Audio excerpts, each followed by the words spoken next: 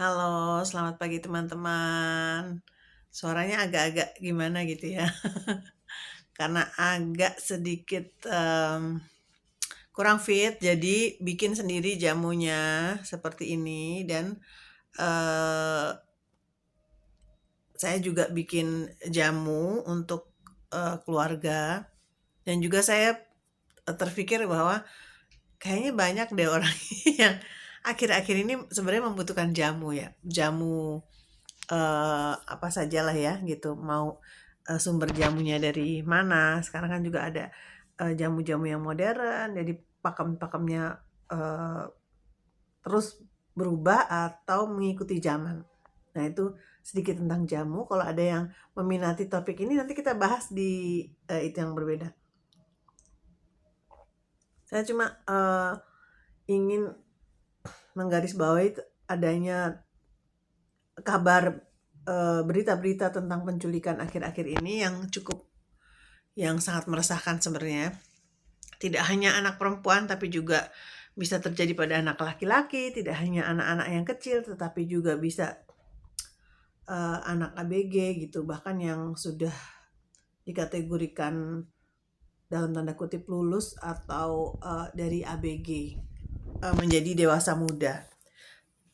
Ya, kenapa saya memilih topik ini? Karena tidak hanya ada di berita-berita saja, tapi juga terjadi di sekitar kita gitu ya, sudah, mulai dekat dan saya sebagai, eee orang yang sudah tua, orang tua juga, ibu dan, saya rasa juga sebagai, eee, orang dewasa yang pada umumnya harusnya merasa concern kita semua terhadap fenomena ini, karena kan kasihan ya, akan diapakan, anak-anak yang diculik itu dan kita membayangkan banyak hal, eee, perdagangan manusia baik, di Indonesia, di internasional dan lain sebagainya itu sekejam apa dan sebrutal apa itu, eee, suatu hal yang kita semua tidak kita inginkan. Jadi, eee, saya mengajak kita semua untuk saling waspada dan, jika kita berjalan kira-kira kita melihat sesuatu yang aneh, sesuatu yang ini kok nggak tepat ya atau apa, kita turut menjaga. Kalau ada anak-anak lain yang belum dijemput, kita juga, turut memperhatikan interaksinya dengan orang yang, tidak dikenal atau orang yang mencurigakan misalkan, seperti itu. Kadang-kadang, jangankan orang lain, kita sendiri sebagai orang dewasa kita melihat, kenapa orang ini aneh ya, orang yang tidak kita kenal gitu bolak-balik, eee, berjalan mencurigakan di depan rumah, kita pasti akan, apa namanya, eee, mulai waspada ya, satu mulai waspada atau melaporkan pada satpam dan lain sebagainya itu. Apalagi ini, tentang keselamatan, eee, keselamatan, eee, jiwa ya, keselamatan jiwa. Itu kita semua perlu care. Itu satu hal. Kedua, hal yang kedua adalah, eee, komunikasi dengan anak ya. Jadi terus-menerus kita coba apa saja yang, tidak boleh dilakukan oleh orang lain terhadap, tubuh, kita, tubuh anak gitu ya. Bagaimana kita menghargai dan menjaga, tubuh kita yang sudah, diberikan, pada kita oleh Tuhan gitu ya. Terus, eee, kemudian apa saja yang anak itu belum paham apa gitu. Jadi kayak kadang kita merasa, "Oh anak saya kelas 1, 2, 3 karena SMP, SMA, kuliah atau apa, atau tidak kuliah langsung bekerja, pasti kalau dia udah kerja dia sudah paham semuanya, pasti tidak memerlukan guidance orang tua." Saya rasa enggak ya. Karena, sebagai orang yang dewasa, dewasa atau umurnya sudah, eee, dikatakan, dalam dewasa atau tua, pasti kita juga, teringat oleh orang tua kita. Kita ingat, dan kangen kok ingin dinasehati, ingin bertanya gitu ya. Kalau kita mengingat hal tersebut, berarti anak-anak yang jauh umurnya di bawah kita pasti juga membutuhkan suara dari orang tua ya, orang yang lebih tua, suara sapaan, ajakan untuk berkomunikasi gitu ya. Karena tantangan zaman sekarang adalah banyaknya saluran informasi yang mencekoki kepala, mata gitu ya, dan interaksi itu konstan ya, lebih noise, lebih berisik daripada zaman-zaman terdahulu ya. Internet sekian banyak channel, sekian banyak apps, sekian banyak game, sekian banyak TV juga pilihannya banyak. Pilihan Indonesia, luar negeri, kita bisa mengakses. Zaman-zaman bahala-bahala tuh nggak ada bisa mengakses TV-TV saluran luar negeri misalnya gitu ya. Atau channel di dalam negeri juga cuma TVRI satu doang. Kalau sekarang udah belasan, atau mungkin dengan channel lokal bisa puluhan ya totalnya. Nah, untuk itu karena semakin banyak noise ya dari luar yang beragam, mengakibatkan anak kita atau kita sendiri itu berinteraksi terhadap manusia-manusia dengan kompleksitas yang beragam akibat noise-noise tersebut. Nah, itulah perlunya komunikasi intimate yang dekat, yang dari hati ke hati dengan anak. Juga dengan orang yang memang kita di dalam keluarga terutama ya.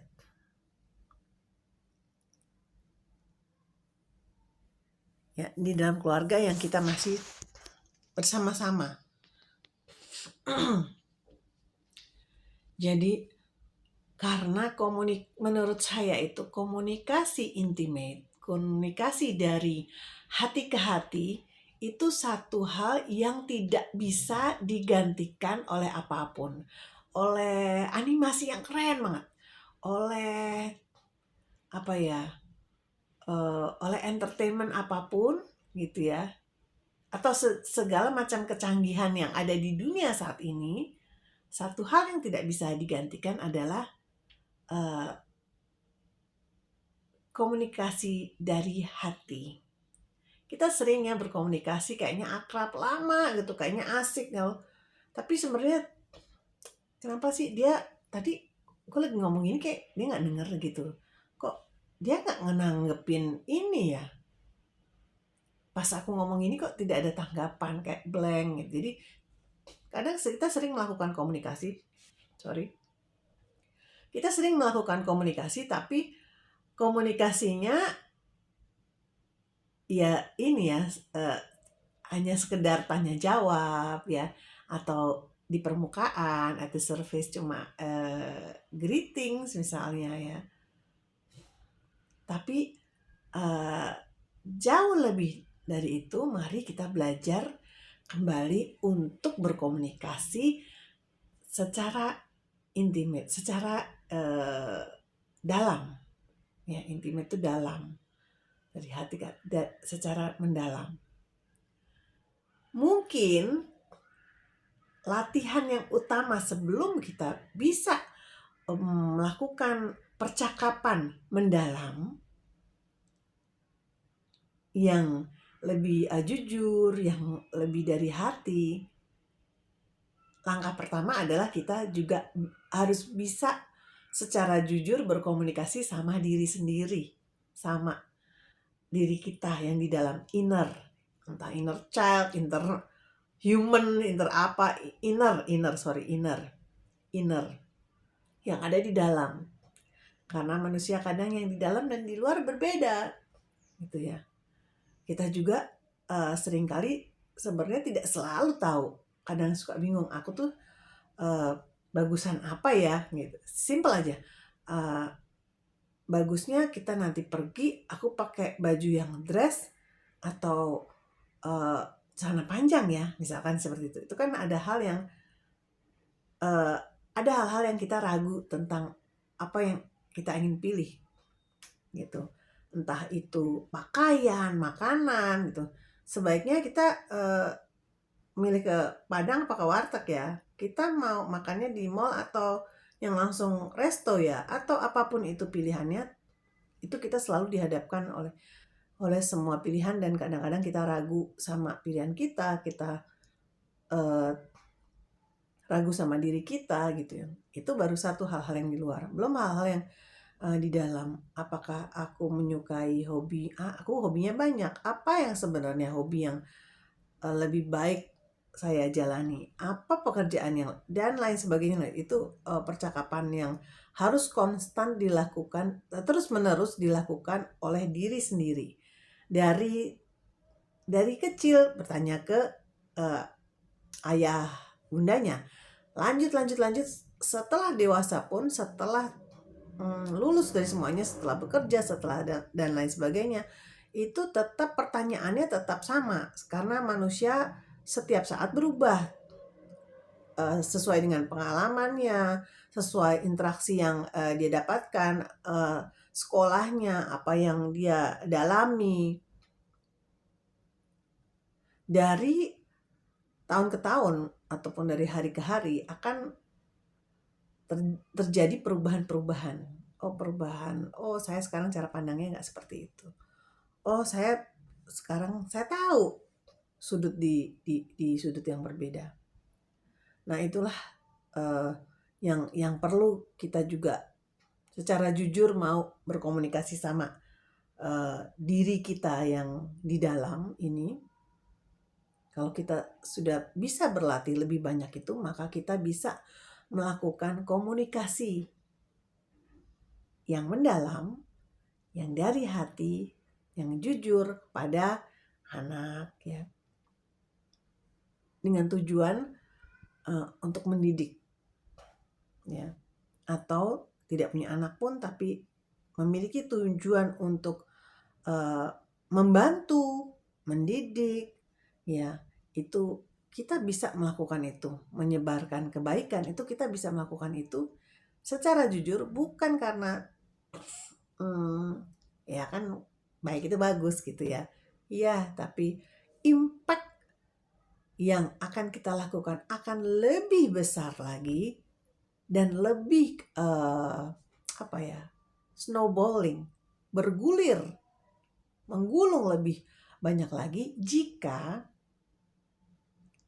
perbuatan baik yang kita lakukan didorong oleh keinginan batin yang baik, yang dari dalam ya, dari jiwa kita ya. Kita masing-masing kita